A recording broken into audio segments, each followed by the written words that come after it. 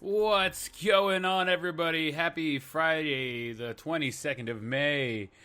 Oh my god, we're just getting started. It is Memorial Weekend. I hope everybody takes a minute to remember why we have this weekend. I know it's a very near and dear place in my heart, being as I come from a military family. But take a second to remember why we would normally have this weekend completely off and people would be, going out to the river, going out and have fun, this and that, blah, blah, blah. And now, because of the COVID, it's not as fun this weekend. But either way, make sure you guys are staying safe. Make sure you guys are staying inside as much as possible. If you guys got to go outside, go outside. I know they're lifting some things, but don't get crazy out there now. We don't need anybody getting sick or anybody getting in trouble or anything like that. But, as always, I am your host, Brent. I want to bring in the one, the only, the man, the myth, the legend, the one who makes me whole, Mr. Artie Casa. What's up, baby? What's going on? How are we doing today? How are we doing? We're doing okay. Went in early to work today. Got off at 3. Went to the chiropractor because life needs to get cracked out of you sometimes. And damn, do I feel good. A couple of these brewskis is going to make me feel even better. It's a nice little 3-day weekend to honor those who have served, right?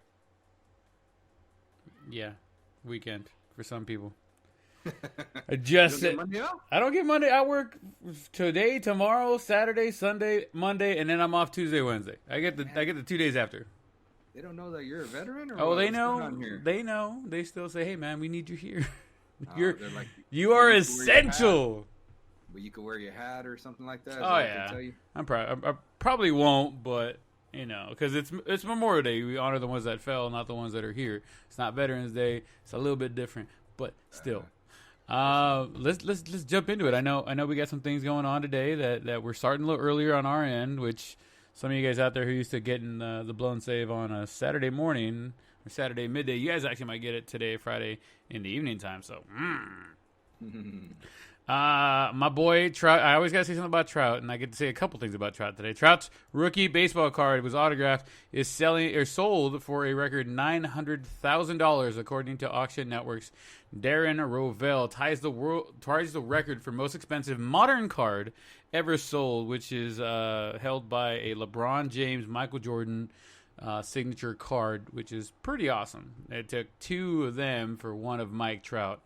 I mean, I got some pretty good Mike Trout cards. I think the most expensive one I have is about $300. Yeah, man. It's a good investment, I guess. If you got the $900,000 to spend. Interesting. Yeah, I haven't collected cards in a while. I do have some from way back when. Probably my best cards like a King Griffey Jr. Rookie, Barry Bonds rookie, Tony Gwynn. It's a lot of the 80s guys because I collected cards kind of late 80s, early 90s. Right. And then, right junior high school came around, and honestly, I don't think I bought a pack since then. I just kind of grew out of it. Other interests came up, but I kept them in case I ever wanted to show my kids or my sons, like, hey, look, check this out, because one of my uncles growing up always had like some cool cards that he showed me, and that's what got me into it. And I think it's just a good way to like kind of, I guess, get started and have that passion for the game a little bit, I'm a big stat head. So I used to love seeing like the back of the cards. Like the front of them was cool, but I really loved reading like the back of the cards and stuff like that, Yeah, I think that fueled your love of writing and talking about the analytics behind all the sports. I think that we just found where it came from, Artie. We found it. We opened up a piece of your childhood right there. Yeah. I'm always in looking out for good deals and whatnot. I'm always looking for more things to add to my little collection. Yeah, I've noticed you're pretty cool about having like memorabilia. Like my big thing, obviously, and the bobbleheads. Yeah, the bobbleheads. I kind of collect the bobbleheads. Like I don't want to say I collect them because I just got them little by little, and now people see that I have them so much. I only go after like new ones. I don't go after like repeat Cody because they have like 3 or 4 Cody Bellingers and 3 or 4 Corey Seagers and stuff like that. Yeah, I'm at the point where I'm like, oh, I don't want like another 2 of him. So I only go after the ones that are like that haven't come out. It's not like a second issue or something. So, but I've had like students and other friends and family members. They're like, oh, hey, do you have this one? And I don't, so they'll give it to me. The only way I do collect doubles is if like someone gives me a double that I don't have, like I believe it was last summer or the summer before. They had like the Kenley Jansen Star Wars one where he's God, I forget his name, but he's Han Solo's friend, the one that Chewbacca. No, that flies the shit. Oh, Lando Calrissian. Yes, Lando, exactly. So it's Kenley Jansen as like Lando, and that was a really hard bobblehead to get, right? And I didn't go to the game, and I wasn't gonna fork over like whatever it was gonna cost just for that bobblehead. Right. But a friend of mine, she's actually a Giants fan, and that's who they were playing. They're playing the Dodgers Giants. And she's like, oh, I don't want the bobblehead. She's like, I was just going to the game and blah, blah, blah. She's like, I'll gladly give it to you. And she gave me 2 of them, which was pretty cool, you know? Yeah. So, like, stuff like that, you know? Like, yeah, I think last I counted, I was at like 120 bobbleheads. Let's see. Bobbleheads, I probably have about 20 or 30 bobbleheads. A few doubles, which I'm glad I do have because Luke has gotten a hold of a couple and ripped them open. And I'm like, well, fuck. Like that. I'm glad I got 2-3 of those. So I'm good with that. But I do like getting like baseball bats, baseballs, cards. If you have a Ken Griffey rookie card, man, you should get that rated and sealed. That way, later on down the road, you never know what that's going to bring. I know the Trout rookie card. Well, not the rookie card. It was technically his first full year in there when he won the Rookie of the Year. I have his Rookie of the Year. Well, not the Rookie of the Year card, but it's that from that year. Right. And some guy was offering, I think he wanted like $195 plus shipping and handling for it. And I looked online. I was trying to find another one. It was rated number 10. It's PSA perfect. It was mint condition. Everything just absolutely perfect. Sides. No discoloring, no anything. And I was like, man, that's a pretty good card. And I was looking around online, 250, 275, I think was the lowest I saw it. And I was like, this guy wants about $200 for it. So I was like, nobody's fucking said anything. And it was late at night, and I was like, hey, man, I see you're also selling Angels 2002 World Series DVD. He's like, yeah. I was like, how about I give you $150 and we call it even for both? And he was like, all right, deal. I was like, I was like, sold, bro. I'll send you the money right now. And like 2-3 weeks later, he sent me the thing, and I was like, hey, fucking A. So it's a good card. I mean, shit, it's not the Trout rookie autograph one that went for $900. Hey, man, are you kidding me, bro? You said you wouldn't have to be working at Lowe's no more, right? Well, I mean, I would at least pay the house off, shit. Yeah, pretty much. The main reason you work. Right? Pay the house off, pay the cars off. Shit, we ain't got nothing to do. But yeah, for you guys at home, if you guys have some pretty interesting collectible cards, send them our way. Well, not send them our way, but send us an email telling us what you got. We'll talk about it another day, and then we'll go over that stuff. But yeah, man, I love fucking collecting shit, man. Hopefully my kids. I don't think Logan and Rogue are gonna be too excited about it, but I think hopefully Luke, because he's gonna get a chance to play ball, he's gonna be a little more excited about it. I think he's gonna end up being the one that holds on to all that stuff. I hope he holds on to it and takes care of it because I do have everything mounted and framed and all that stuff. But still, anyway, on to going from the West Coast to the East Coast. Aaron Judge's girlfriend gets pulled over and arrested for DUI on video, posted by TMZ, of course. She's on the video telling the officers, "Do you know who my boyfriend is? This is going to be bad for me. I know who's not going to be your boyfriend for very long after this." I haven't heard Aaron Judge say anything about it, but I'm sure the breakup is coming soon. Well, it's never a good sign when you're trying to name drop, like if it's really going to get you out. Right. You know? Like, especially if you don't really have him by your side. Maybe if he was by your side and you'd be like, oh, or he's behind you, you know, in the car behind you or something like that. But when he's not there, you know, that's not a good sign. Yeah. And she was trying to tell him, like, I'm only a couple blocks away from my house. Like, come on, Liz, let me get there. I'm fine. And they're like, nah, you still got like a 45-minute drive. You ain't going anywhere. I mean, don't do that, guys. Don't ever name drop if you don't have to. What's your best trying to get out of a ticket kind of story that you got? I could think of one for me that was pretty good, and I could tell you a little theory or a story that a friend once taught me how to do and say to get out of a DUI. I wasn't really in a DUI, but it could have easily led to that situation. Right. So a friend, she worked for, the police department. She said, look, if you ever get pulled over, the first thing you got to say, when they ask you if you had anything to drink, you just say no. Even if you had one or two or whatever, you just say no. Because the second you say yes to one, they legally ask you to take the sobriety test, right? Mm-hmm. If they do make you get out and take the sobriety test, even after you tell them no, which they should not be able to do, but if they do, then you could tell them that you have gout and you cannot take the sobriety test, which they're going to be pissed off about, but they cannot make you take it. However, they can arrest you and take you in. And she said the main thing is you're trying to stall as much as you can before you actually have to, they draw blood. Right. And hopefully by then, maybe they don't want to go through the process of all that and they just let you go. So one time I used to shoot in a bar league for pool, right? Right. Billiard. And I was with my buddy Mike, who, Mike Guerrero played softball with us.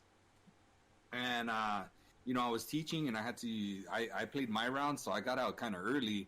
Normally those things go a little bit late, 11:30, 12, whatever. Yeah. But I was done at maybe like 9, my particular game, and I was tired, so I wanted to go home and I had to teach the next day.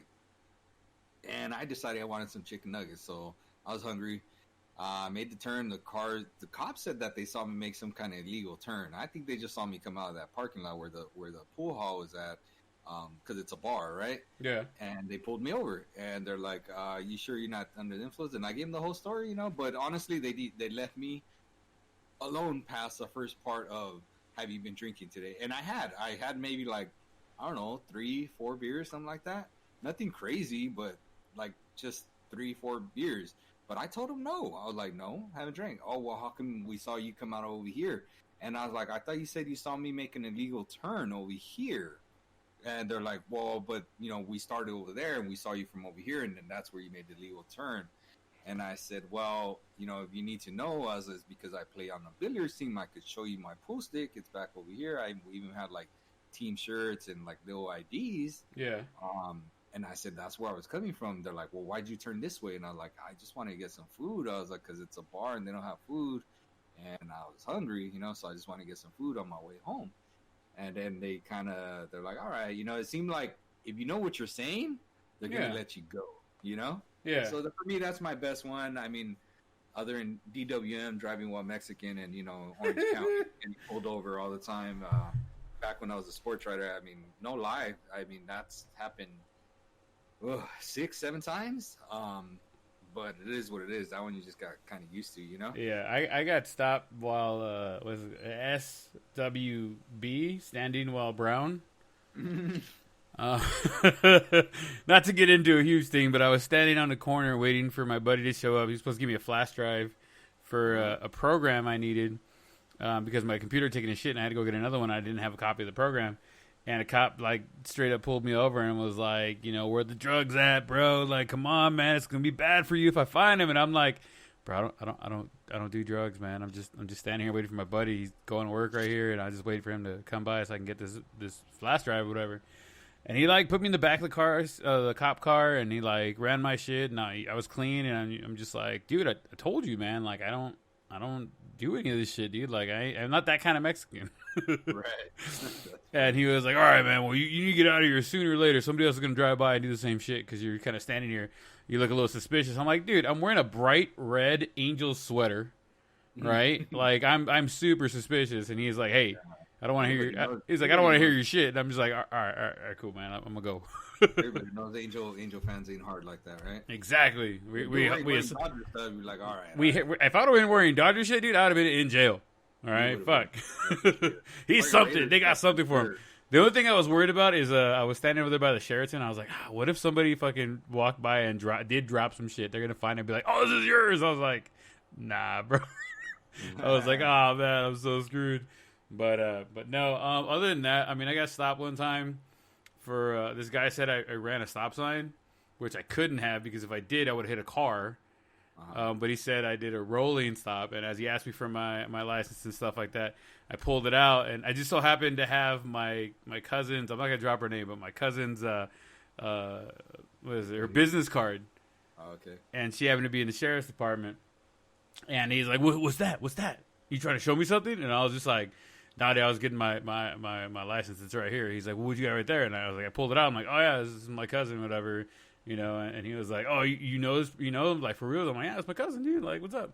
He's like, all right, well, I'm gonna let you go this time, but just make sure you pay attention. And I'm like, no worries, man. Like, it's cool. They let me go, and I was like, oh, all right then. So it's good to have that card. Funny. You know what? The best one I do have of the DWM is So one time I was in graduate school. I was a sports writer, right, for the Orange County Register, right, and I was doing my master's degree at the University of Concordia in Irvine. And a buddy of mine, he lived in Orange County, and he was in the Santa Ana area, and there was Denny's by there. He said, hey, let's meet up for dinner. You're just getting out of class, right? I said, yeah, for sure. I haven't ate. All right, sounds good. So we met up by Denny's, and there's like a Motel 6 kind of around the corner, which is known for doing shady stuff, right? Yeah.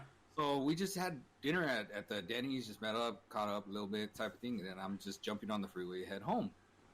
And then I didn't see the cop that was there, right?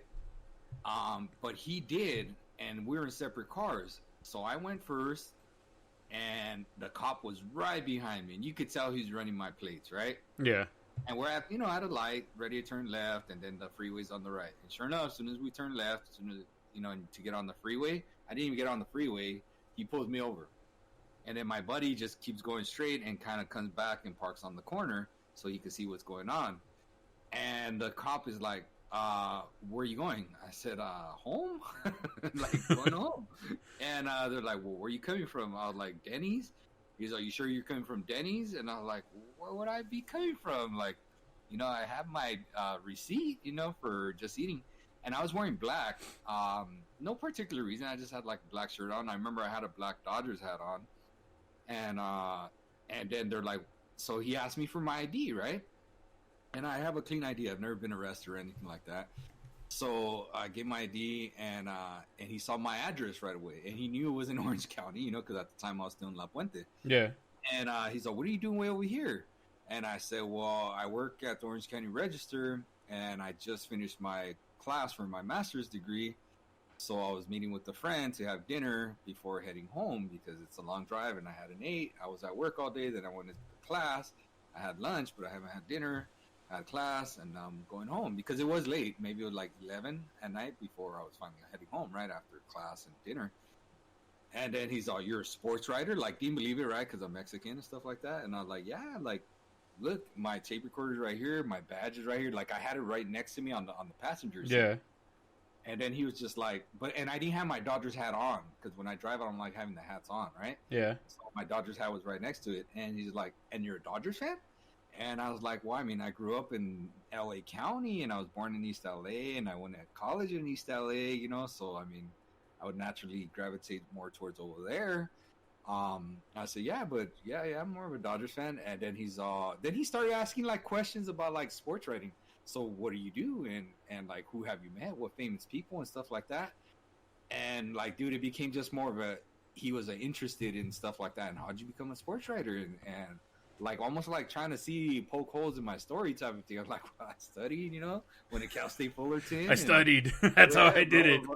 Like, it just takes time. And then he's like, all right. So he didn't even run my ID. He was just like, all right, well, you should just be careful and be safe. This isn't like the nicest part of area to be in, this and this and that. I said, all right, I appreciate that. No problem. Thank you very much. Right? Like, what are you going to do? Be picking a fight with somebody that could arrest you, Never mess with anybody who could arrest you or fucks with your food. Just don't do it. Seriously.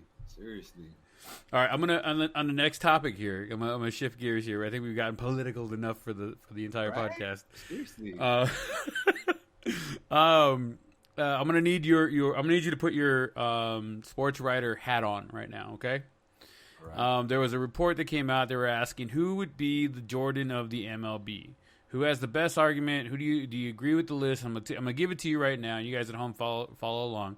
Right now, waiting in the wings, they got Cody Bellinger, Ronald Acuna Jr., Juan Soto, Yoan Moncada, Fernando Tatis, and Vladimir Guerrero Jr. Those are the guys that they think have the best chance to be on this actual list for what's out there right now. The list goes from 9 to 1, Mad Bum, Apu, Cal, Aroyd, Trout, Ricky Henderson, Bonds, Jeter, and Griffey. For those of you guys playing at home who don't know all these names, I'll go back to them real quick. Number 9, Madison Bumgarner. Number 8, Albert Pujols. Cal Ripken Jr. is number 7.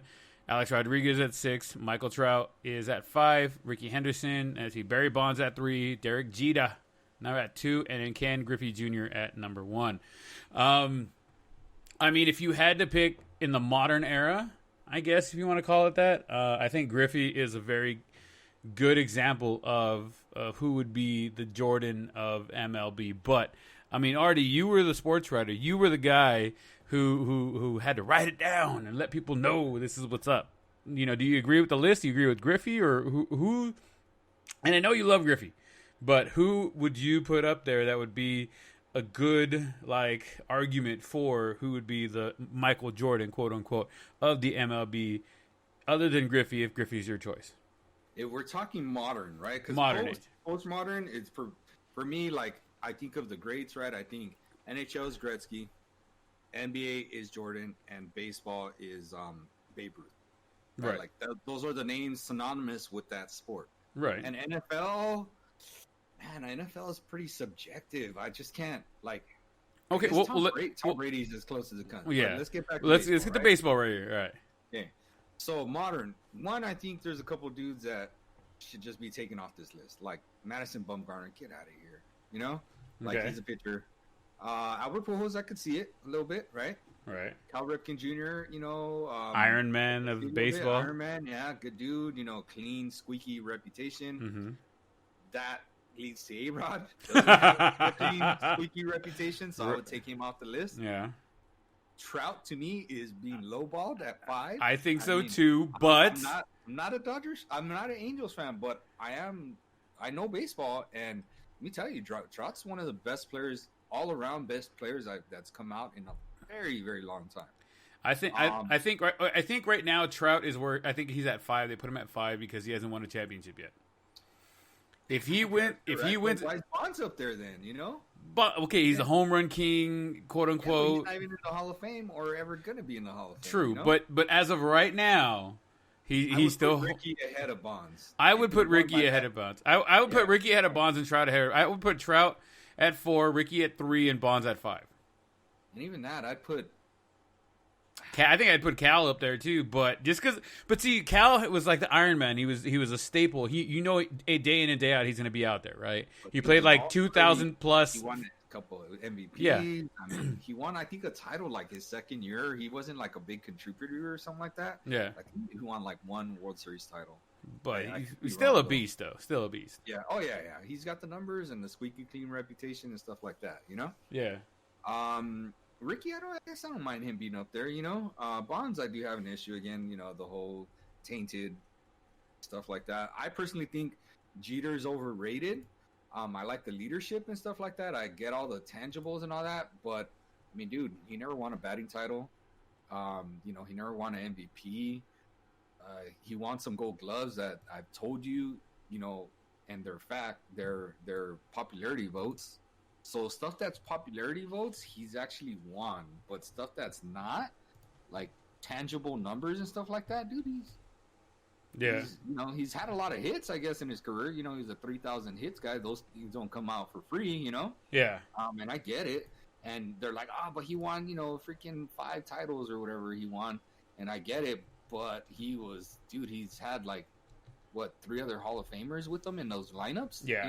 Of course you're going to win titles if you got 3 other Hall of Famers with you in there. Well, don't say all that because here's Trout and he had Albert Pujols. Who else did he have? But Albert Pujols in fucking the limelight of his career, this is true. He didn't have an Albert Pujols that once hit 300 as an Angel, Yeah. And I could be wrong, but Albert's never going to hit 300. Yeah. Ever. Just like I told you, Trout's never going to hit 50 home runs. Trout's going to get 50 next year, watch. Yeah, because the older you get, the easier it gets, right? Oh, yeah, he had a year off. He basically have a half a year off right now. Yep. So I think Jeter, but I like Jeter up there, though, because of the tangibles, with winning and stuff like that. But numbers-wise, no. Numbers-wise, that's why it's hard, you're right, I would put Albert Pujols just so much higher on that list. I would put him at that 3 spot because when Albert was the man, Albert was the man, he put up some gaudy numbers and he did some gaudy things. Like the one that comes off the top of my head is I remember he wrote Brad Lidge for like I believe it was a walk-off home run against Houston when Brad Lidge was nasty, dude, like absolutely nasty, and he hit him onto like the train tracks, and I'll never forget that home run. I just remember thinking, that's not a pitch. That's maybe like a pitch that 1% of major leaguers could hit, right? And he's that 1%, you know, at the time, and that to me solidified like Albert's greatness, right? So I would put Albert in the top 3. Okay. I personally would put him in front of Jeter because if we're talking championships, Albert won 2 titles, I believe, with St. Louis. 2. And he has the hardware ahead of Jeter. And he has numbers that he's led the league with. And he doesn't have the Hall of Fame caliber teammates that Jeter has had. So if we had to talk about like 1, 2, 3, I'm putting Albert at number 2. Sure, I'll keep Jeter at number 3. I'm going to put Ricky, I guess, at 4, but I really want to put Trout at 4. But those could swap out and swap them, you know, between 4 and 5. I guess I don't have a problem with Griffey, you know, at number 1, the modern day. But I just really think if Trout wins one, I think he's really going to slide into that 1 spot easily. Just 1 title slides him into that number 1 spot. 1 title doesn't even have to be multiple. I mean, you know me, I'm all for that one, but I honestly think. I mean, it would probably slide him in there. If he gets 2, he's in there. I think he becomes the Jordan of baseball for the modern era. Right. Because outside of that, like you said, Ruth, Aaron, who else we got? Mickey Mantle was freaking amazing. So it's just a matter of subjectivity. I can't believe I said that one correctly. It's also a matter of longevity. You know, like dudes that have done it continuously. That's why I think Trout is deserving up there. He's already been in the league, and every year that he's in the league and healthy, he's pretty damn good. He's among the best, you know? Yeah. With the exception of that first year where he got his feet wet, you know? Yeah. That's why, like, waiting in the wings, like, I love Cody Bellinger, but he's so inconsistent. Even in one season where he won the MVP, he was so inconsistent.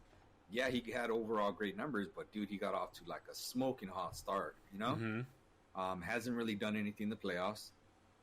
Yeah, they've gone deep into the playoffs and stuff like that as a team, but who do you think in the waiting in the wings column? And for those of you guys at home who don't remember, Cody Bellinger, Ronald, Acuna Jr., Juan Soto, Yoan, Moncada, Fernando Tatis Jr., and Vladimir Guerrero Jr.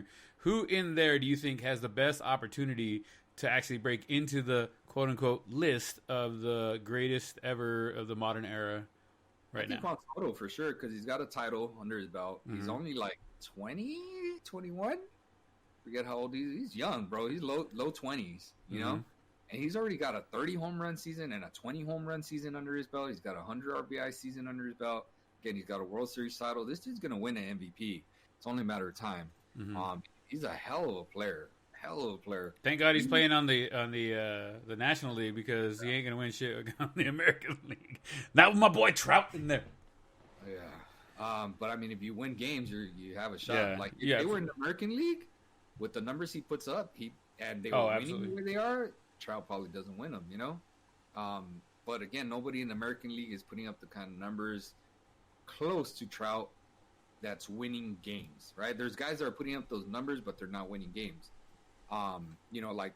The year that Altuve still the home run, the MVP title from Judge. I mean, Judge should have won it that year. Knowing what we know now for sure, I understand how it's close, but now knowing what we know for sure, he should have won it. And that's a year that Trout didn't have bad numbers, but they won. They did really well. They made the playoffs, so those numbers overshadowed Trout's numbers. Does that make sense? Yeah, no, absolutely. Juan Soto, his numbers actually wouldn't overshadow Trout's numbers. Let's say if it was flip where he was in the NL this past year, but they'd be comparable. And the point is that they made the playoff. They'd be talking about it at least. Yeah, so they'd be comparable. But you know, I mean, he made the playoffs last year, and he didn't. His numbers were close, I guess, comparable to Cody Bellinger, and Cody Bellinger basically ran away with the MVP. So interesting stuff. I just think Juan Soto, that dude, on the list. Because he's young, he's put up the numbers, he's on a winning team. people, other than his little thing where he looks at the pitchers and stuff like that, for the most part, kind of respect his game. Ronald Acuna, has been already benched by his own team for not running out fly balls. He has kind of a little bit of a bad reputation. He reminds me of the National League version of Mike Trout, with the exception of the little antics. He has that skill level, but he hasn't won one, and they made the playoffs and they got swept, I think, once by the Dodgers and didn't make out of the first round again the second year. I could be wrong though, but he hasn't done much either. I love Tatis. I think Tatis is awesome, but again, it was basically his first full year last year, and then he got hurt. Vlad Jr. hasn't proved anything, like nothing at all other than a big hype as a minor leaguer. Moncada, same thing. I think Moncada is going to be good, but I don't think he's ever going to be great. I could be wrong. Being an all-star doesn't make you great, and I just think he's not going to be. I think Juan's the one that's going to elevate into breaking that top 10. Cody Bellinger, just because, again, he's got an MVP. His team's won a lot. They need to win a title, They really need to win it. And like we talked, their window's going to be closing. It's not going to be open for that much longer. So I would take Soto and Bellinger, I guess, moving in there. I really like Tatis. And Acuna's got all the skills if he just gets his head right, Yeah. Vlad's too early to tell. I'm not sold on Vlad. I get he tore up the minor leagues, but the majors are the majors for a reason, Yeah, no, absolutely. I agree that Mike Trout should be top 3. I said top 5. I said top 5. Yeah, well, he's at 5. He's at top 5. He is top 5 technically right now. I think I wouldn't put those top 5 as the top 5, but I'd put him top 4. Honestly, I think Bonds should be bumped out of there. I get it. Ricky stole all those bases. I think he should be 3 or 4, right around there right now. Yes, but same thing. Like, he had a lot of firepower around him, yeah. But I mean, he did steal the bases, and he demolished those stolen base records, And they were talking about. I saw a stat somewhere earlier this week talking about how when Ricky's first stolen base crown or something like that was like 103 steals or something like that, and last year's 2 stolen base leaders still didn't beat Ricky Henderson by himself. Yeah. That was just mind-boggling. And that's another thing. Do you think we'll ever see like another 100 steal, a guy that steals 100 bases in a season? I mean, I thought for a minute, what's his name? D. Gordon might want to try going that route because he's so fast, so small, and so skinny, whatever. But I think he kind of fell off because he wasn't put in the right situations to do it as much. Okay. Ricky was a solid, 2-hitter? Two-hitter? Yeah, he was 1 or 2. And I know D. Gordon was a leadoff hitter for a while, but then they did move him down a little bit. So I think not having the opportunity to be where people are really going to be able to move you around on base or be worried about who's hitting instead of you on the side there, it hindered him from doing that. I don't know, man. Nobody I've seen or can think of has been that guy where like, man, this guy's probably going to steal 60, 70, he might go 80 bags, you know what I mean? See, here's my theory. You have to get on base close to, and I'm saying on base, like via hit, walk, stuff like that. You have to be on base via on any way you can at least 300 times throughout a year, right? Yeah. Let's just say 350. And of those 350, that means you got to steal 100 bases, right? So we're talking one out of, let's just say 400 to make it even number. 1 out of every 4 times you're on base, you got to steal one of those bases. That's a really tall order for today's game to be doing it when all they're talking about like cybermetrics is the long ball, and the lifting the ball and your swing angle and I forgot what it's called right now, because I heard Nomar Garcia-Parra say, before we used to call that an uppercut, now it's called launch angle. Oh, that's what it's called, launch angle. Now it's called launch angle, stuff like that.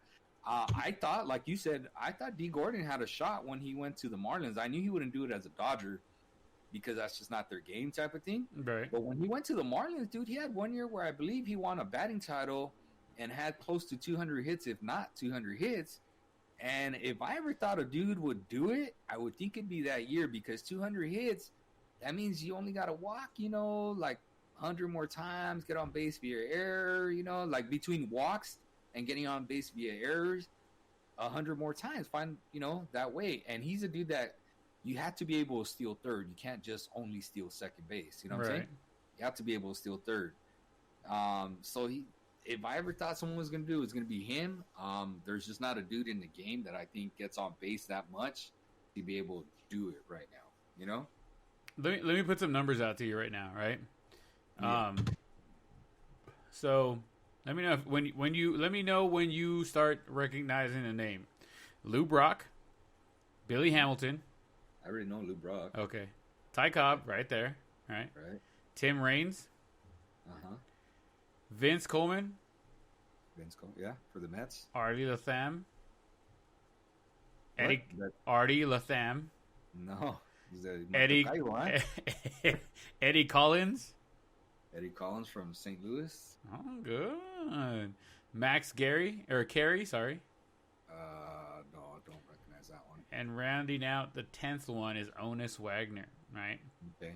So 2 out of the 10 that I don't recognize. Ricky Henderson had 1,406 stolen bases in his career.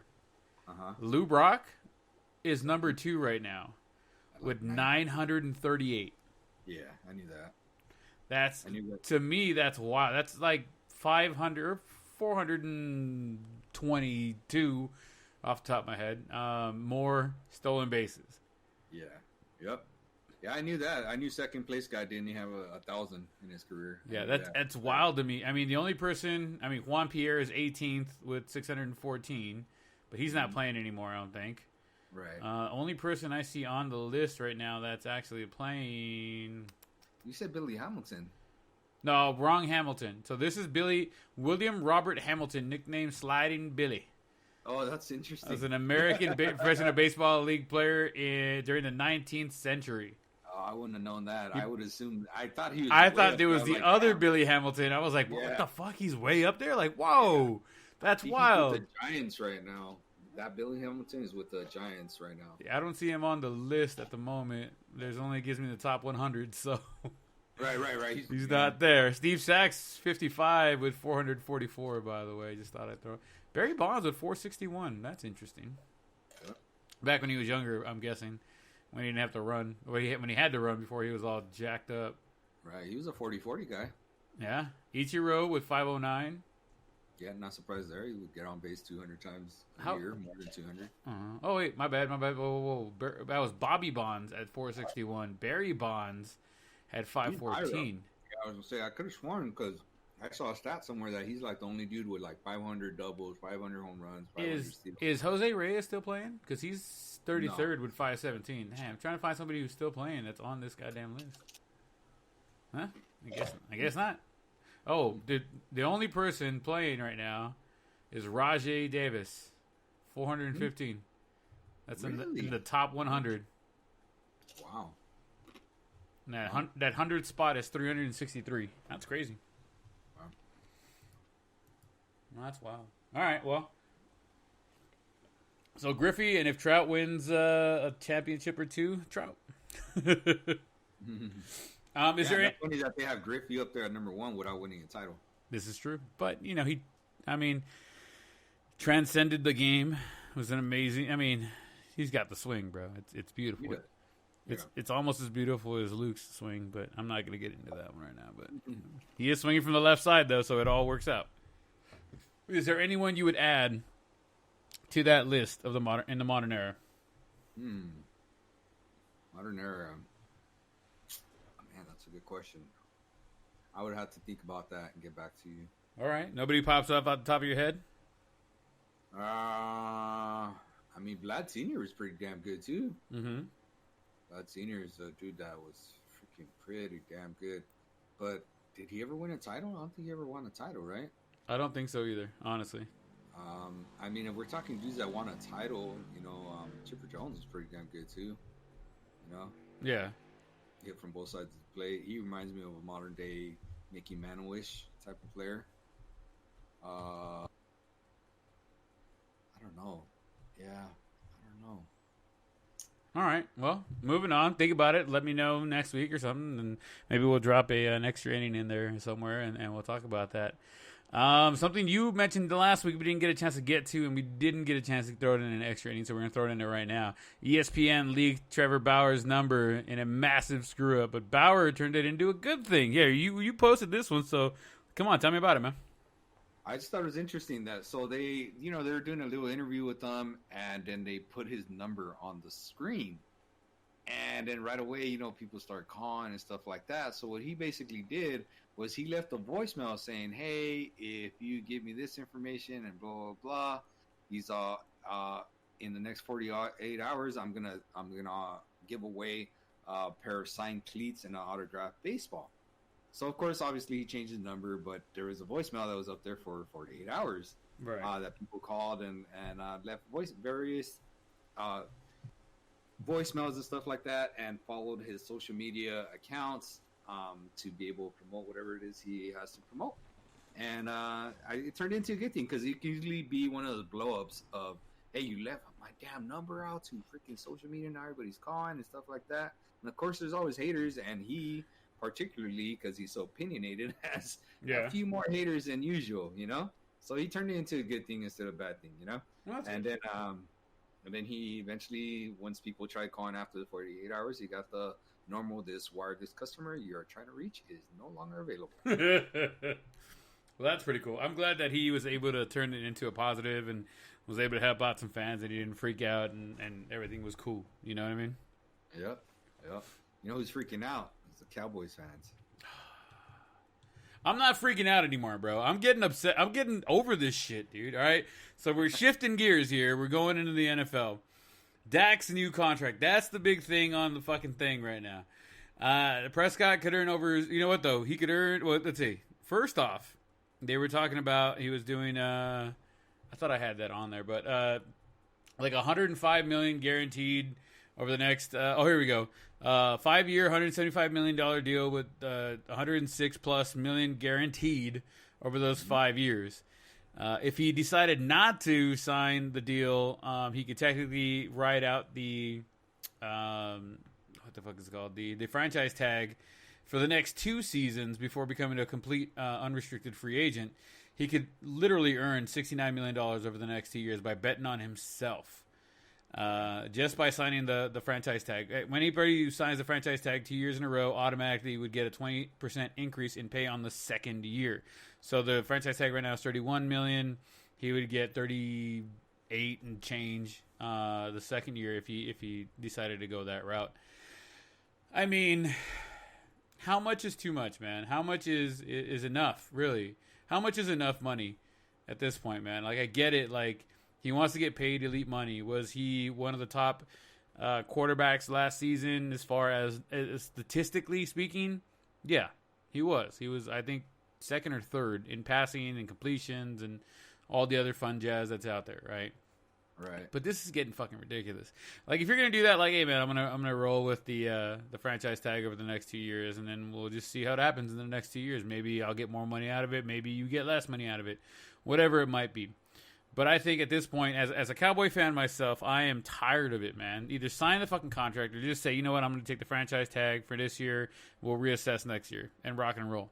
Like, I need somebody who's dedicated to want to play on the team and to lead the team. And I know his teammates love him and they respect him and they want to follow him. But at some point, man, you're going to start losing people like, hey, man, like, how much is enough?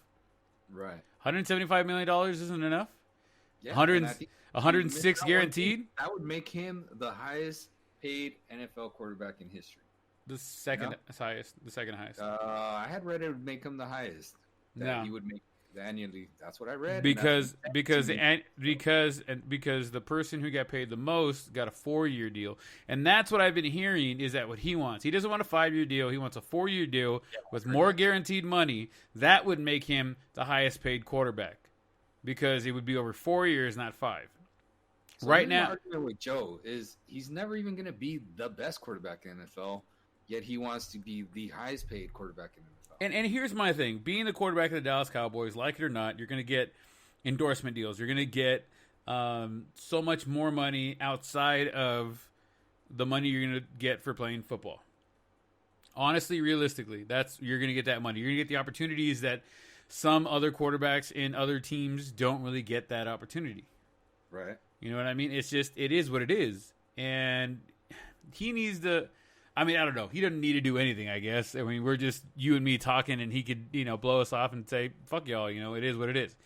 But I think he needs to take the contract, 5 years, 175, 106 of it guaranteed. Fuck it, dude. That's a lot of money for your family. If you can't sustain your family with 106 million guaranteed, plus the endorsements you're going to get for generations to come, that's generational money right there, dude. That's not, us and maybe our kids are going to be taken care of. That's generational money. That's kids are going to get taken care of. Right. I agree. And so one of the things I was reading on there is they want to cover their butts. And first thing I thought of that came into my head was the Scottie Pippen deal, right? Yeah. From how they talked about it, how at the time when he signed the contract, he just wanted the money because he needed to take care of people, blah, blah, blah. And then lo and behold, the NBA blew up and his contract was like worth pennies, right? Like, yeah. pennies. So one of the things I read was that they're trying to anticipate how the NFL is going to grow and have that accounted for in his contract. So they're talking about how they want more back-ended money on his contract. If he signs that 5 years, that he wants like $45 million for the last year. Yeah, he wants that fifth year. He wants to get $45 million. Yeah, so he wants to anticipate it. Again, I could see all this stuff, but I mean, I just look. I don't think he's a bad quarterback. I just think he's getting overpaid as it is. If you ask me, yeah, he's getting overpaid. Like, he's not the best quarterback in the NFL. He's never gonna be the best quarterback in the NFL because let me tell you, as long as Patrick Mahomes is in the NFL, like, it's gonna be hard to be the best quarterback in the NFL. I mean, look at this though. Tom Brady, he signed a 2-year deal with the Tampa Bay. Worth $50 million and up to $4.5 million more each year in incentives, right? Mm-hmm. And so that would put him at $60 million. It's if he absolutely killed it, right? And he got all his incentives, he got everything like that with the money he gave or he's been giving. So that's $60 million over 2 years. That's $30 million a year. Granted, let's just say he doesn't get all the incentives, right? So let's just call it $25 million a year.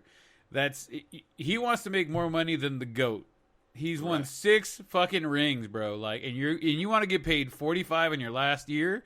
Like, Tom's rocking it with 25. Granted, Tom's been taking 1 and 2 year deals for the last few years now, for a while now, just to be able to build up the team. Like, you have so many opportunities to build your team, and if you're gonna take all the money that the team has, granted, like you said, they're gonna have there's plenty of room for the league to grow. They're anticipating it, by $10 million each season or whatever per team should be able to have more and more cap space like that.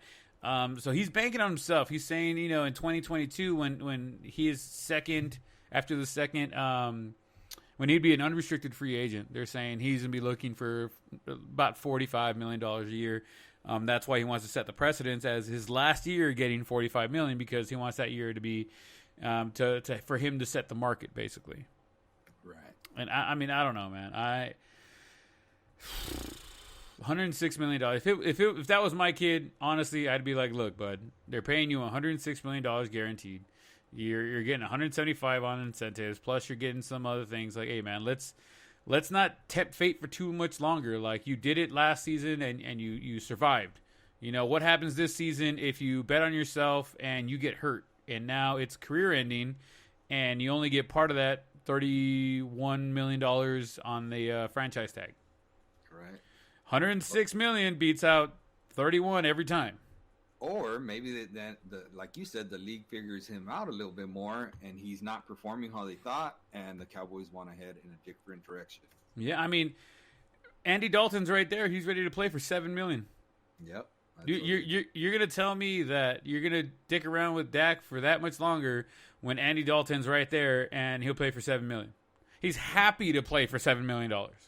Right. I'm sure he'd be ecstatic to play for $7 million. Like, you're going to give me that line with these offensive weapons? Are you kidding me? With that defense that just got bulked up? Come on. I'll give you $1 million. Give me 6. I'll fucking play right now. Yeah. You know what I mean? At some point, you got to just be like, take take the basket of money, walk away, and go, all right, cool. I'm set for the next 5 years, and my family's set forever now. Because hopefully he's got the right people around him, and they're going to help him invest and take care of his money and stuff like that. And $106 million guaranteed, $175 possible. I mean, you can put that a long way. You know what I mean? Whatever he's doing, plus the endorsement deals and whatnot, that's going to happen afterward if he wants to go into broadcasting and everything like that. I mean, he's friends with Troy Aikman and stuff like that. So, I mean, the opportunities are there. Aikman's not going to be there forever. Romo's not going to be there forever. It'd be interesting to have 3 different Cowboys quarterbacks announcing games simultaneously with Romo and Troy. Romo's barely getting his career started. Well, that's what I'm saying. But so let's just say Dak in 5 years decides, okay, I'm good, I'm done, I'm out of here, and he goes into broadcasting. Technically, we'd have the opportunity to see 3 Dallas Cowboy quarterbacks announcing games on a Sunday. I think that'd be pretty cool on my end, just for being a Cowboy fan. But at the end of the day, Dak, take the $106 million guaranteed. It's a little over $106 million guaranteed. Take the $106 million guaranteed. Like my dad's told me, and Dad, I know you're listening. Hi, Dad, I love you. You're not in his shoes. You don't know what's going on with them. But from the outside looking in, man, 106 really sounds good. Because it's guaranteed. It doesn't matter if you get hurt or not. You're getting paid. Right. It's not like, hey, man, here's 106 guaranteed unless you get hurt. No. It's 106 guaranteed, 175 million, 5-year deal. I mean, I know he wants to do 4 years, so that way he comes back and gets another record contract after that. But, man, take that 5th year. Take it. Take 175 and get out of here, man. Let's fucking win some championships. And if he wins 1 or 2 championships in these 5 years, you're not going to tell me that the Cowboys or somebody else isn't going to pay a big money for the next 2, 3, 4 years that he's going to play. He can write his own check at that point. Right. Yeah, I agree. I totally agree with that. Right now, I don't think he has that power. I mean, I think he's trying to hold the Cowboys by the balls, and eventually Steven and Jerry are going to be like, enough is enough, man. We've given you everything that we can conceivably give you without having done much. He's been top 3 in passing, top 3 in rushing for quarterbacks, top 3 for touchdowns, stuff like that. Like, yeah, you have been there. But when the game mattered, when we needed you to lead them, we couldn't get it done. When they when they overloaded the box and made you throw it, couldn't win the game. You know what I mean? He did win some, but he didn't win them all. He didn't win them when it mattered. Yeah. When they stuffed Ezekiel Elliott in L.A. a couple years ago at the Coliseum, I was there. They put it on Dak's hands, and he couldn't come through. Are you telling me Dak beats the Rams at the Coliseum, goes on to the divisional round, and gives them a run for their money? You don't think he's getting paid this way left and right? You don't think he's getting that $40 million, $45 million? I think so. But because he hasn't shown that he can make it happen under the clutch, I mean, I don't know, man. I think you take the deal. What do you do? What do you think? Do you take the deal or what's up? I would take the deal, and if you really believe in yourself that much, then go for it and back yourself and go sign the contract, the tag, the franchise tag. That's a lot of money too, right there. I think it's $31.6 million for the franchise tag. You're right. I saw that he's going to be making like 70 mil or whatever for 2 years, over 2 years. Yeah, a little under $70 million, 69.8 something like that million dollars over the next 2 years if he takes the franchise tag both times. Yeah, but if he does that, he's banking on himself. He'll be available for that big old contract that he thinks will be there that he's worried about in year 5, even though it'll be year 3. And he can set himself up. I don't know, man. You test Jerry Jones and Stephen Jones too much, man. They might just find somebody else to go play for a lot less money. I think he's getting to that point, man, where like, dude, what else you want? You know, like we're giving you a pretty damn good thing for having not won anything. What was he won? 1 division title? Rookie of the year, 1 division title, I think. I didn't even know if he won Rookie of the Year, but he did. He beat Ezekiel Elliott out for Rookie of the Year. All right. Because he beat Zeke? He beat Zeke that rookie year. Zeke got robbed. He did. I think everybody agreed that Zeke got robbed that rookie year, but because he came in when Romo went down and he went like 10-2 or whatever, they were like, "Oh, this guy right here, this guy," and then he hadn't showed up since. And I love him, dude. Hey, I love him. At the end of the day, I fucking love this guy. I love my team. But take the money, man. Just fucking do it, man. 106 guaranteed, 175 over 5. I mean, shit. I'll take half of that right now. Right. You can drill me left and right with with some linebackers for that much money. Yeah, man. Speaking of quarterbacks getting money, Joe Flacco signed a 1 year, 105, 1 year, $1.5 million deal with the Jets. That's worth up to $4.5 million in incentives. Interesting to see Joe Flacco go to the Jets. I think he's definitely on his way out of the league. This may be his last stops. The Jets GM, Joe Douglas, was the reason why the Ravens picked him up in 2008. He worked in the Ravens organization at the time when they were drafting quarterbacks, and he was the one that was really big on Joe Flacco.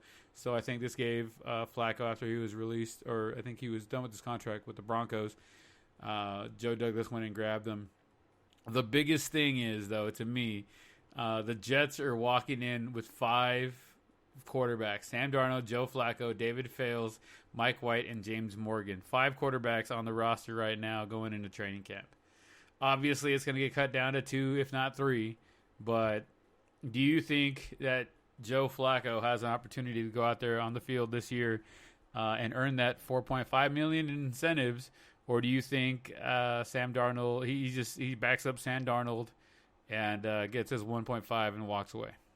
Yeah, I think he backs up Sam Darnold. I think he's going in there more as a mentor, not to be a starter, a dude that can maybe challenge Sam Darnold in terms of like, hey, look, you better start taking this serious, and we need to see you hit that next level. You have to be, like, because I see Sam Darnold maybe getting to like where Dak Prescott is at, right? Uh-huh. And Dak's trying to get to that, like, I think Dak's a way above average player. He's maybe like a B+, A- type of player. I'm there. Who they're playing, right? That's where I see him at. Do I think he's a A+? Who would you put at A+? Like Patrick Mahomes? That's who I put. Yeah. To me, who that guy is. Right now, you have to measure the quarterback by Patrick Mahomes. That's kind of where you're at right now. As far as the type of quarterback that you are, I think you have to measure your quarterback against Patrick Mahomes. I think longevity-wise, you have to measure him against Tom Brady. But like right now, as far as what you need to win, you need somebody like Patrick Mahomes. I think that's what you need to shoot for. So, well, totally agree. Another crazy signing. Carlos Hyde signed with the Seahawks for, I believe, a 1-year deal as well. Or he's signing with the Seahawks. They haven't finalized it yet, but I know they're talking about it. Does the Marshawn Lynch reunion? I know he came on Twitter the other day and was posting like, yeah, man, if the Seahawks will have me, I'll come back for another year. We'll see what happens. Do you think that is Dunzo's? Do you think that Marshawn coming back to the Seahawks with them going after Carlos Hyde? Do you think Marshawn, they showed him the writing on the wall, as they say, and he's on his way out? He's Dunzo's for reals this time? I don't know, man, be honest, because I don't see Marshawn being a everyday back anymore type of thing. I think he might be like a change of pace or a bruiser or, hey, we need 2-3 yards here kind of back, not a, hey, we're going to ride this dude type of back, Yeah. And I think the NFL has gone more to the pass-catching running back, and Carlos Hyde kind of fits that mold a little bit more, wouldn't you say? I think so. Absolutely, I really do. Oh, it just came across. Hold on, it just came across right now. Carlos Hyde did sign. Had a recent agreement with the Seahawks. It just came across my wire. Right, my ticket there. They did not give me any. It's a 1-year deal worth up to $4 million in incentives. So, we'll see what he does, and there he is. Carlos Hyde is now a Seahawk live for us right now. Yeah, like I said, I could definitely see it. Definitely see that happening. Let's see here. We're right. I mean, they already have 2 running backs there, like they do. 2 ones. So it's like, I don't know. I like, and one of those running backs I'm really sold on. I'm drawing a blank on his name right now, but their main running back, he had 1,000 yards rushing this year and like 15 TDs. Who was that? I can't think of his name either.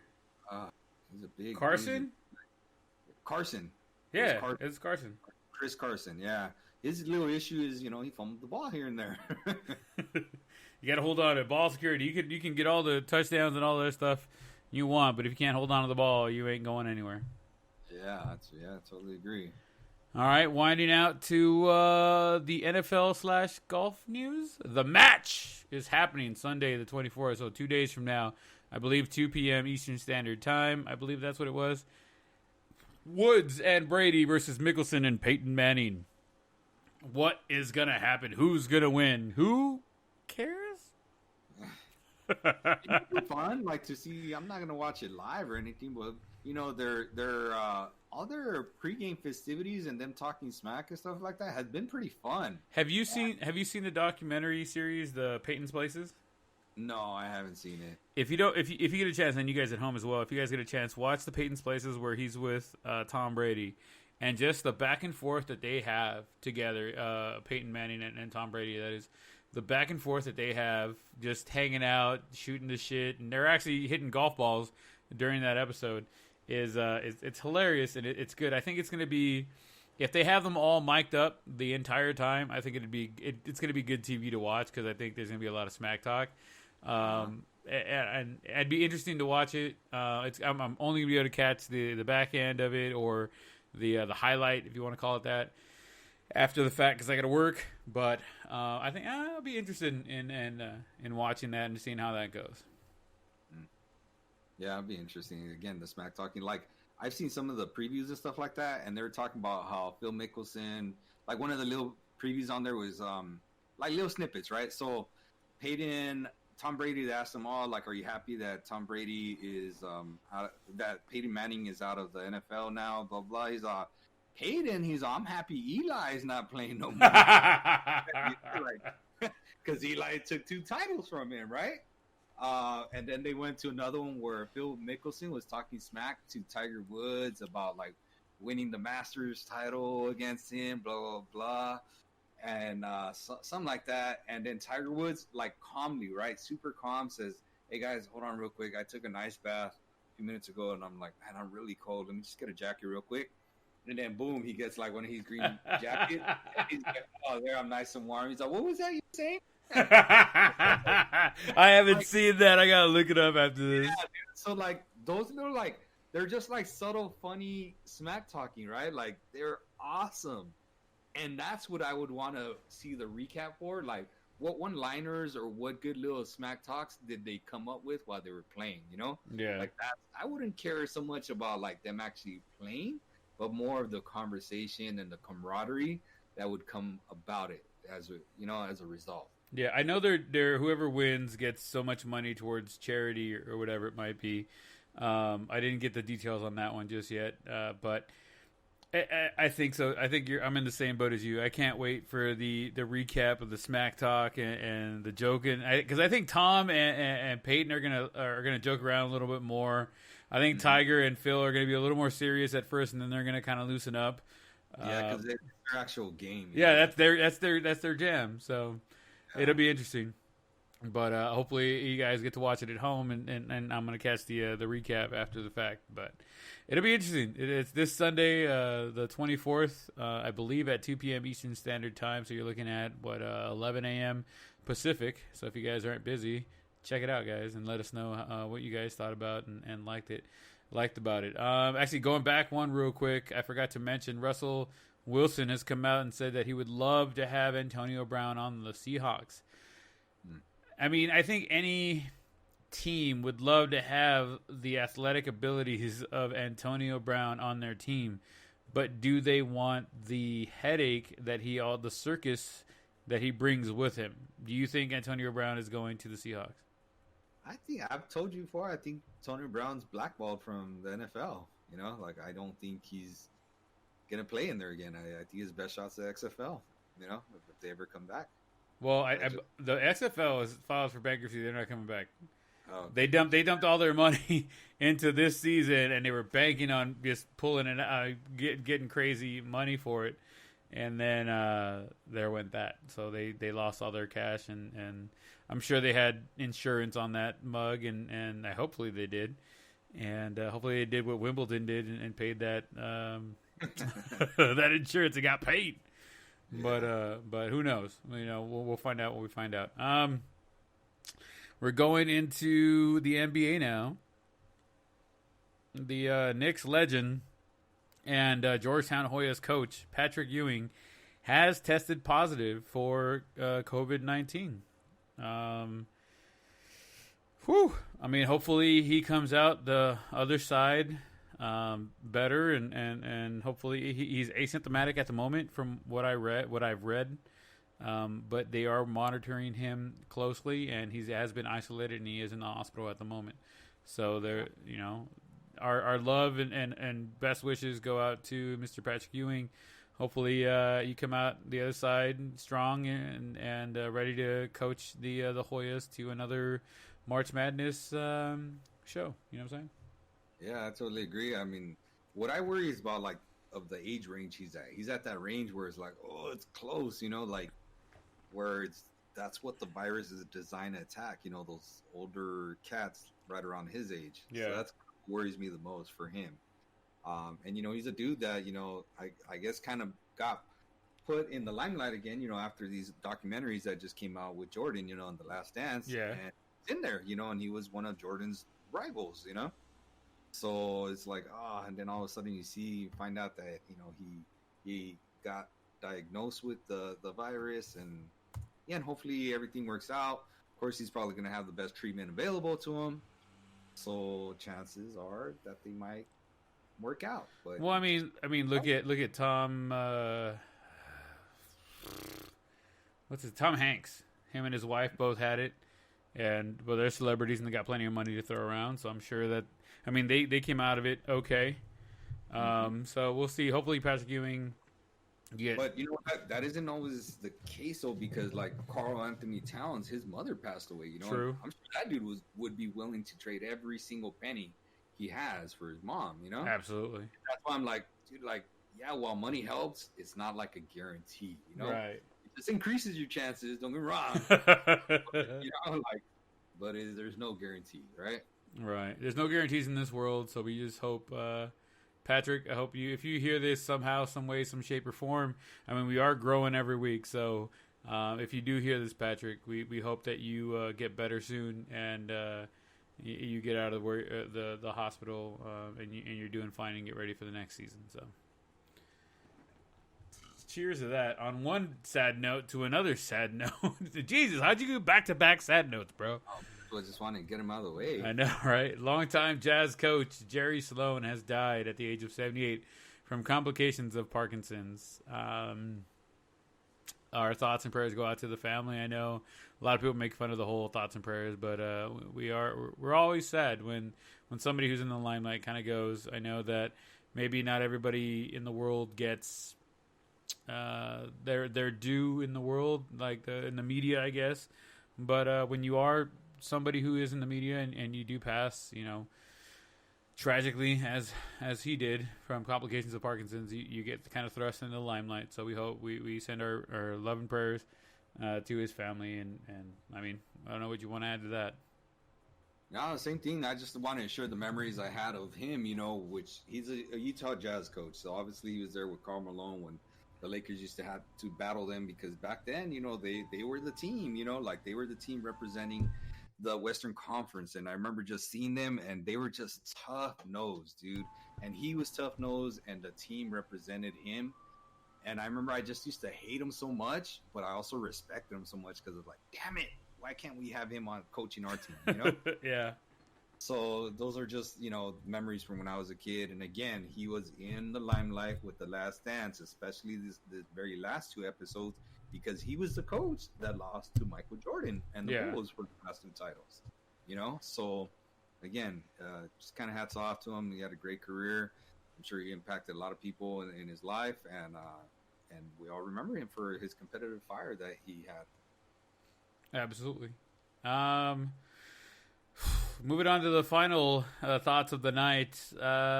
Magic has called LeBron the best all-around player to ever play the game of basketball. But he still believes that MJ is the GOAT. By Justin, when you think about when you think about an all-around basketball player, LeBron probably is the best of all time. But when you want to say who is the greatest ever, it's still Michael Jordan. I take a little offense because I think Kobe Bryant also has had the ability, as Michael Jordan did, as LeBron does, to elevate his team to a different level. And to not have him in the conversation, I think, is a little slap in the face to the Lakers faithful. What do you think, Artie? I agree. I think I mean, they're always going to be compared in the top 5 because they look at, I saw someone say that Kareem Abdul-Jabbar is the GOAT, because of what he did. And then I hear Wilt Chamberlain as well, too. But they kind of pigeonhole them because they're centers. So they're like, well, he's a center. He's big. Of course, he's going to dominate everybody and stuff like that. But they're talking about just all around. Like, were those dudes able to pass the ball and dribble the ball up the court and stuff like that? So, and I think that's where it becomes a separation. And if I had to pick one, I mean, LeBron, it is those top 3, and they could be interchangeable. Jordan probably gets the edge because think about this, right? And everybody forgets about it. Dude, Michael Jordan won 2 Defensive Player of the Year awards, right? Yeah. Kobe never won a Defensive Player of the Year award. LeBron never won a Defensive Player of the Year award. Granted, yes, they were first-team All-NBA Defensive Players of the Years a few times. But they weren't the tops of the game. They weren't the dude, So, like, to me, another dude that needs to be included in maybe the top 5 all around is like a Kawhi Leonard. He has 2 Defensive Player of the Year awards under his belt. He has 2 titles or 3 titles under his belt. Like he could do it all. He could dribble, he could shoot, he could pass. Like that's a dude that needs to be recognized as well too of being in there. Like Russell Westbrook, just went on that run of averaging a triple double for 2-3 years in a row. Mm-hmm. That type of thing, but. Does anybody really know him as a lockdown defender? No, right? Yeah. So, I don't know. He's definitely the best all-around player in the NBA right now, for sure, right? I think right now, yeah. I think all-around player, yeah. Yeah. So, But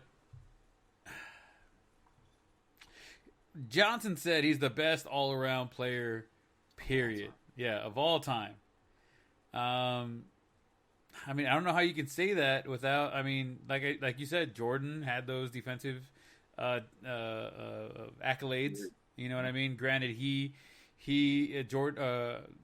was still all team defense or whatever and whatnot. But Jordan actually he won Defensive Player of the Year twice. Right. So I mean, I don't know, man. I don't think that you can compare the two. Without dropping Kobe in there. If you're going to talk about that, but just only offensive accolades, then okay, but you have to bring Kobe into the mix because Kobe did dribble the ball. Kobe didn't. Kobe also passed the ball. Kobe, I mean, not historically he wasn't the greatest passer, but he did it when he absolutely had to. Right. Yeah, I could definitely see that. I just think athleticism wise is kind of what they're misconstruing with. Yeah, I think LeBron is a specimen, and I think he's a once in a lifetime kind of player. I would say he might be the best all around athlete to play the game. Right. I would say that'd probably be the best argument. Yeah, for sure. That I think he's even over Jordan. I believe he's the best all around athlete to ever play the game. Yes, even Kobe, the best all around athlete to ever play the game. But the best all around player, I don't know. It's debatable, right? It is. I mean, and that's going to be the debate for the rest of the ages, right? 10, 15 years from now, kids are going to be growing up going, LeBron's the greatest. LeBron's the GOAT. LeBron's the GOAT. They're going to be like, Jordan who? He played fucking 40 years ago. You guys don't even know what you're talking about. Yeah. It's the same thing that we do right now with Jordan and stuff like that because people are like, hey, man, you don't even know about Wilt the Stilt Chamberlain. Put up 100 points in one game. Like, come on, bro. Like, yeah, but you were playing the fucking farm boy, knickers, and they kept giving him the ball just because to see him score on these motherfuckers. So it's one of those things where it's going to be subjective, even though like right now, like they had the last dance or whatever, and I do believe that I mean, he's going to turn some heads, being that people saying that Jordan is the greatest. But I don't think you're gonna take these kids away from saying that LeBron is the greatest right now. Right. All right, man. I mean, that brings us to another conclusion of the Blown Save podcast, episode 13. 13 episodes, man, plus an extra ending and a special podcast for Jackie Robinson Day, man. Man, we're rocking and rolling.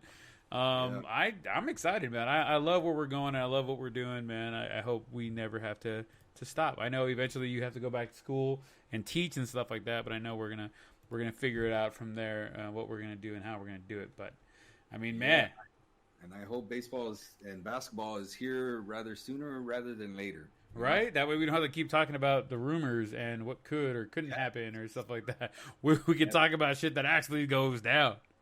And I'm getting nervous because June's approaching, man. It's right around the corner. It's getting here fast. We don't have anything going. All we have is rumors and speculation. So hopefully this week is the week where everything freaking drops and we have better information as to what's going to happen and what's going on and what's going to happen throughout June. So hopefully this is the week where it all happens and we get all excited and everything going on. I mean, NASCAR went off without a hitch.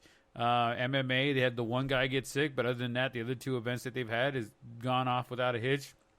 I know in Bundesliga, they did have an issue with one of the players on the team, and they isolated the team and stuff like that.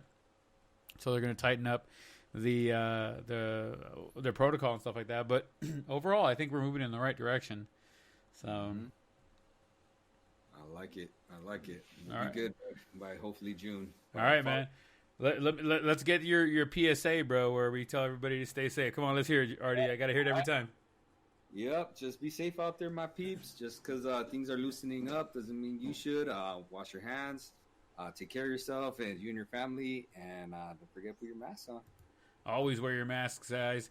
And I want to say a big thank you to all our listeners in Moreno Valley, Frisco, Texas, Los Angeles, California, La Puente, California, Bridgetown, El Segundo, California, Irving, Texas, Dallas, Texas, the Bronx, New York. Hey, what's up, Bronx Bombers over there listening to us over there. Carson, California, Bell Gardens, and anywhere else you guys are listening to us. By the way, we also want to give a shout out to Portugal. Portugal has been listening to us as well. Hola, ¿cómo están todos allá? Make sure you guys are liking, subscribing, following, sharing, tweeting, retweeting, and all the other fun stuff about the Blown Save podcast. As always, guys, if you guys want to add to any of the conversation, please email us at theblown.savepodcast@gmail.com. Twitter and Instagram and all the other stuff maybe to come soon, but for right now, we're just going to rock and roll with what we got. We love you guys. Stay safe, everybody. Guys, it is Memorial Weekend, and make sure you take the time to remember why we have this weekend and remember those who came before us and have fallen for our freedoms and our liberties and everything that we do have. Stay safe, as Artie always says. Wash your hands. Take care of yourselves. We'll catch you guys next week. Have a good night.